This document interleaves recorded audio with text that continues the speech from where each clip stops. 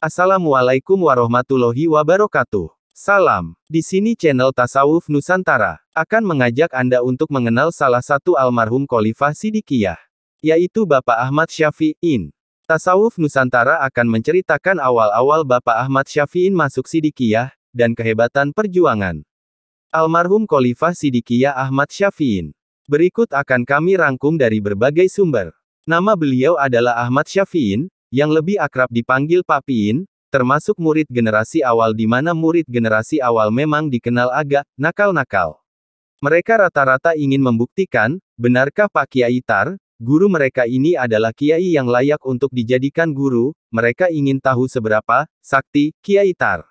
Satu waktu, saat beliau Kiai Tar sedang duduk memberikan arahan dan pitutur luhur pada beberapa murid, Pak Piin datang dari arah belakang. Ia melihat suasana sekeliling di mana Kiai Tar sedang duduk di bawah dengan beberapa murid yang sedang asyik mendengarkan cerita Kiai Tar.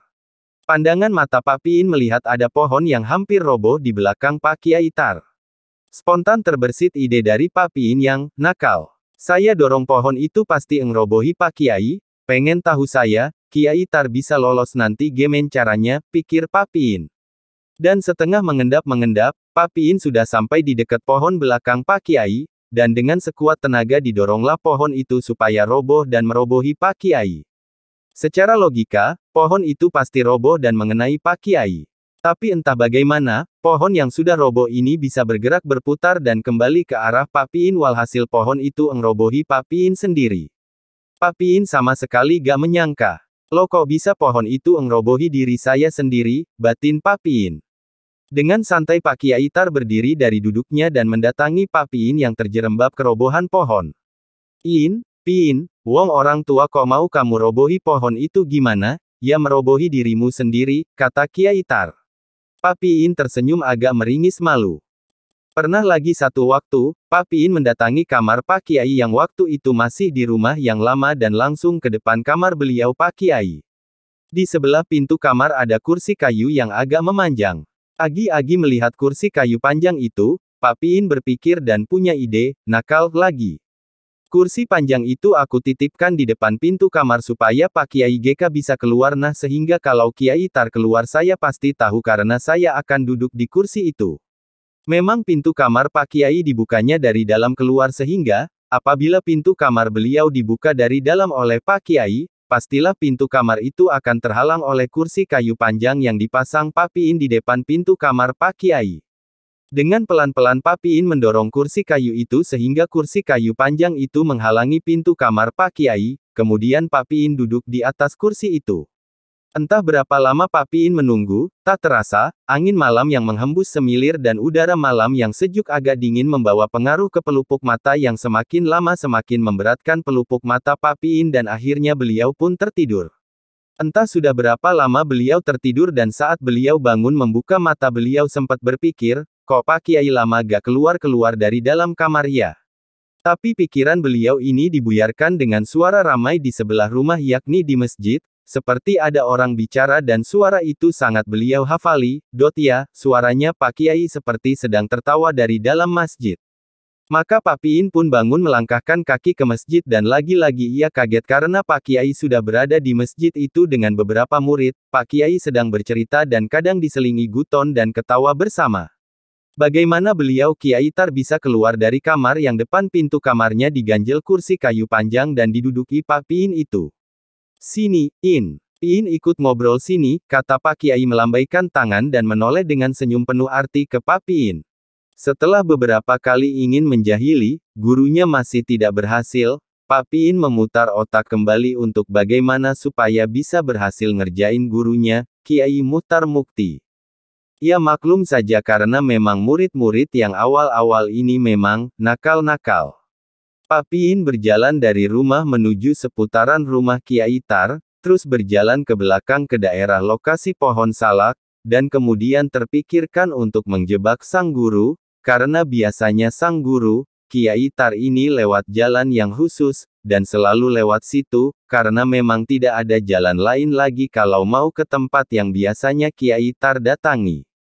Maka Pak Piin tersenyum senang, sudah menemukan rencana lagi. Maka ia merencanakan segala sesuatunya, mempersiapkan jebakan-jebakan untuk Kiai Tar dan setelah dirasa cukup, Pak Piin bersembunyi si semak-semak menunggu Kiai Tar lewat di jalan itu. 1/4 jam ditunggu, biasanya sudah lewat situ, setengah jam ditunggu, biasanya sudah lewat situ, dan sampai sejam lebih kok GK lewat-lewat Kiai Tar ini, Pak Piin mulai gelisah, pikirnya, gak mungkin GK lewat sini. Karena ini adalah satu-satunya jalan yang bisa dilalui. Aku tunggu lagi, kata Pak Piin dalam hari sambil ngelap keringatnya yang sudah endromos dan kulit yang agak gatel terkena semak-semak. Dan benar juga, ditunggu masih nambah sekian lama, Kiai Tar tetap GK lewat situ. Pengalaman yang kamarnya Kiai Tar diganjel menyebabkan Pak Piin penasaran, mangan-mangan kayak yang kemarin itu.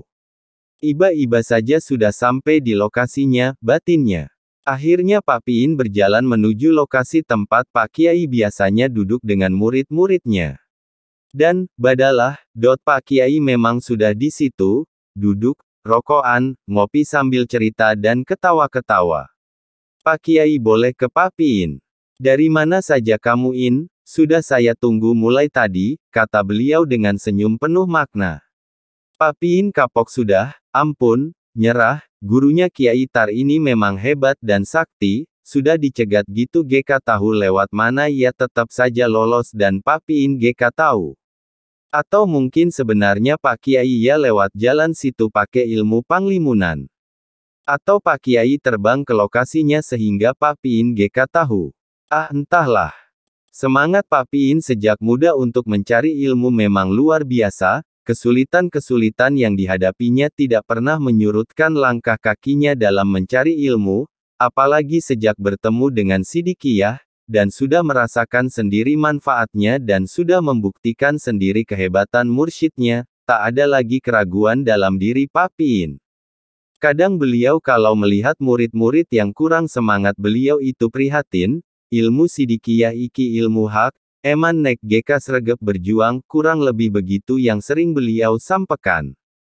Maka jangan heran, dalam keadaan beliau sakit, selama masih kuat dan bisa berangkat, beliau akan tetap berangkat bayat, berjuang, silaturahmi ke daerah-daerah, membimbing murid-muridnya, menyemangati mereka semua, memberikan contoh agar terus berjuang dan terus berjuang sampai nafas terlepas dari diri.